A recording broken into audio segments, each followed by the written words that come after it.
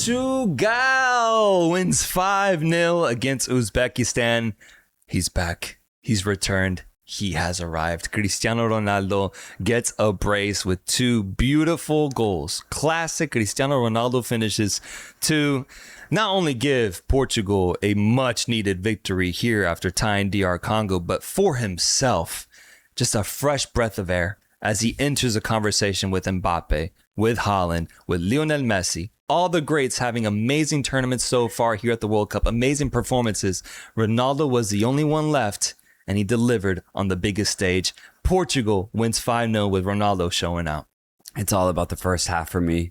Portugal 3-0 after 45 minutes, but it's that first goal that really sets Houston on fire, man. What a moment. Cristiano, ball coming in at him quick from the right-hand side, and he just volleys it. So much power. It's the perfect hit. Cristiano has arrived at this World Cup finally. It took him 2 match days, but he's here with so much pressure, by the way. My goodness.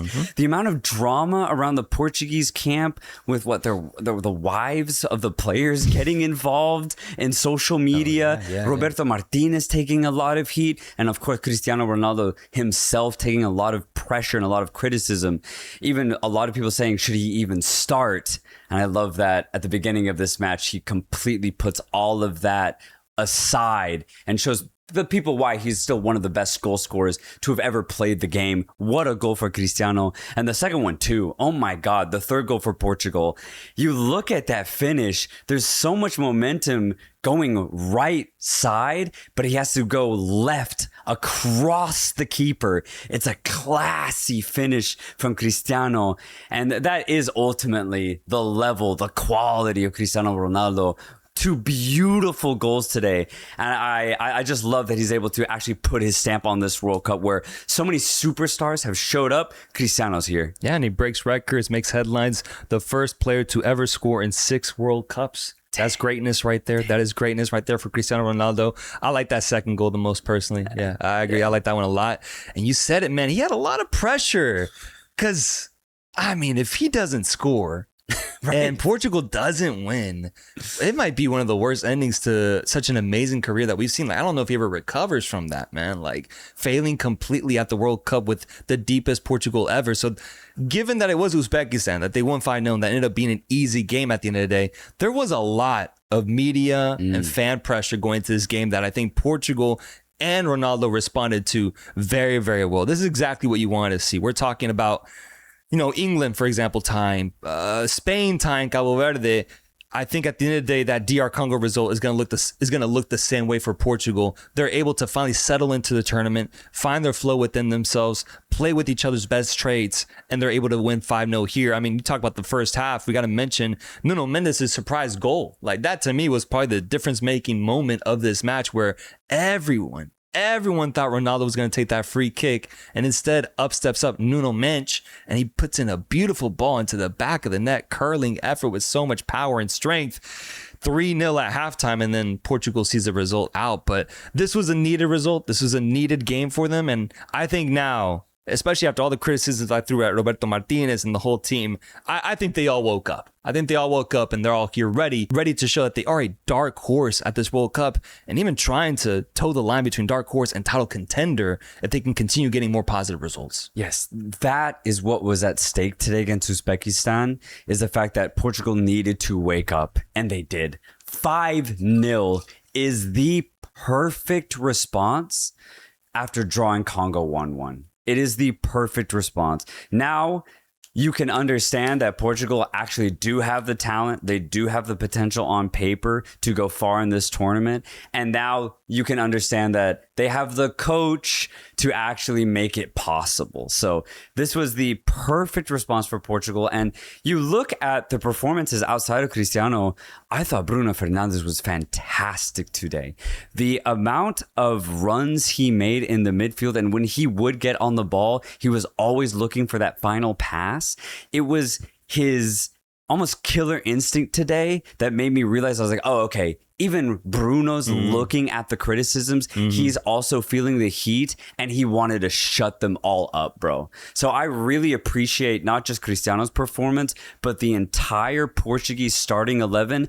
João Cancelo, I thought, was fantastic today. Vitinha was so much better than he was against Congo. The entire Portuguese starting 11, I think, have responded perfectly to the criticisms that they received after the first match. That's exactly what you want to see from a side that is being touted as potential title contenders. I don't know if we're going to see Bernardo Silva again, man.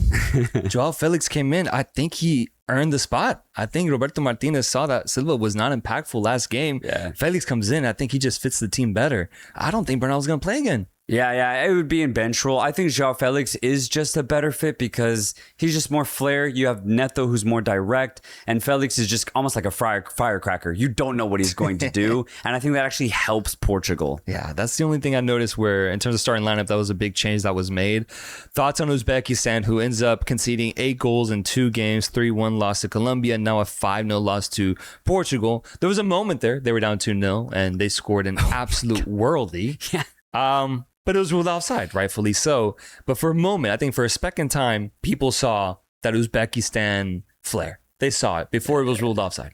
Or technically foul. But yeah, foul.